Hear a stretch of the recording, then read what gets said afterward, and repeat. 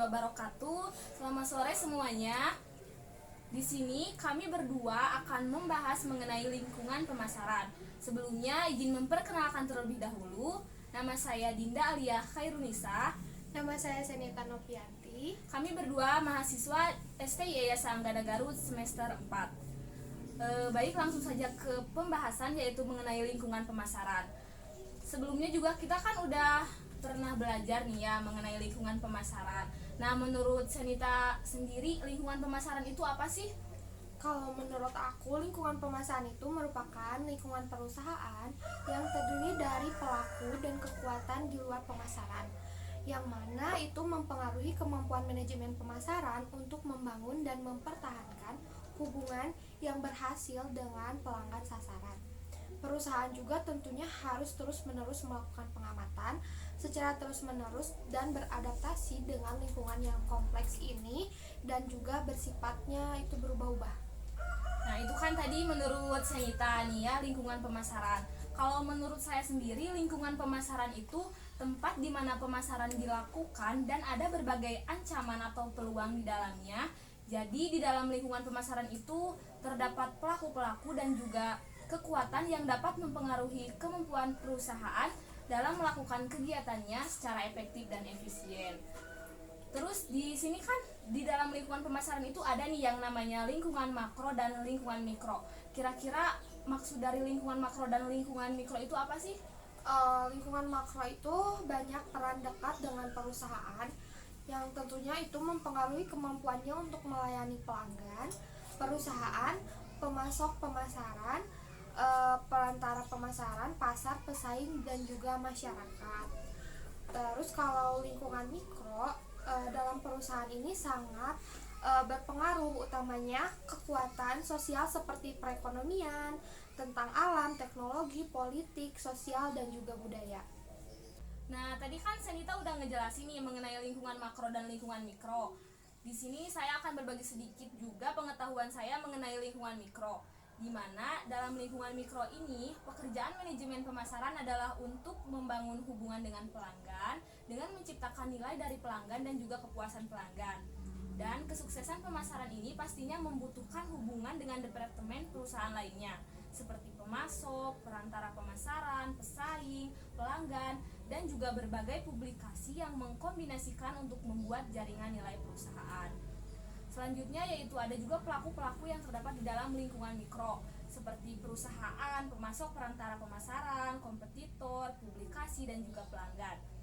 Dalam perusahaan itu sendiri yaitu perusahaan merancang rencana pemasaran, manajemen pemasaran membawa grup-grup lain ke grup akun seperti manajemen atas keuangan, penelitian, dan juga pengembangan. Lalu ada pemasok. Di sini pemasok akan membentuk keseluruhan jaringan atau nilai penting pengiriman barang ke pelanggan perusahaan. Pemasok juga menyediakan sumber daya yang dibutuhkan perusahaan untuk memproduksi barang dan jasa. Selanjutnya yaitu ada perantara pemasaran. Perantara pemasaran itu membantu perusahaan untuk mempromosikan, menjual, dan juga mendistribusikan produknya untuk pembeli terakhir. Di sini pembeli terakhir itu seperti reseller, firma distribusi fisik, layanan pemasaran, dan juga perantara keuangan. Lalu ada kompetitor, ada publikasi, dan juga ada pelanggan. Nah, buat teman-teman semuanya di sini perusahaan juga harus memperhatikan 5 jenis pasar pelanggan. Di antaranya yaitu ada pasar konsumen, pasar jenis reseller atau pasar bisnis, pasar perantara penjualan, pasar pemerintah, dan juga pasar internasional. Mungkin cuma itu yang saya ketahui mengenai lingkungan mikro. Nah, selanjutnya saya mau minta Senita buat ngejelasin apa sih lingkungan makro dan apa yang terdapat di dalam lingkungan makro itu sendiri. Oke, aku bakal ngejelasin ke kalian semua yang ada di lingkungan makro. Yang ada di lingkungan makro itu ada beberapa lingkungan, yaitu yang pertama ada lingkungan demografi. Lingkungan demografi adalah studi kependudukan manusia yang menyangkut ukuran, kepadatan, lokasi, usia, jenis kelamin, ras, lapangan pekerjaan, dan data statistik lainnya. Lingkungan demografi menjadi minat utama perusahaan karena lingkungan demografi menyangkut masyarakat dan juga menyangkut masyarakat untuk membentuk pasar itu sendiri. Lalu yang kedua ada lingkungan ekonomi. Lingkungan ekonomi adalah faktor-faktor yang mempengaruhi daya beli dan pola pengeluaran konsumen. Suatu bangsa pasti mempunyai tingkat dan distribusi pendapatan yang sangat beragam.